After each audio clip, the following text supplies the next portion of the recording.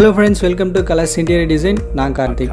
இன்னைக்கு நாம பார்த்துட்டு இருக்க வீடியோ ஒரு எக்ஸ்டீரியர் சம்பந்தப்பட்ட வீடியோ. நீங்க உங்க வீட்டுக்கு பெயிண்ட் பண்ணிட்டு இருக்கீங்க, அதுவும் ஒரு எக்ஸ்டீரியர்ல பெயிண்ட் பண்ண இருக்கீங்க அப்படினா கண்டிப்பா இந்த வீடியோ உங்களுக்கு யூஸ்ஃபுல்லாவே இருக்கும். வீடியோவை ஸ்கிப் பண்ணாம பாருங்க.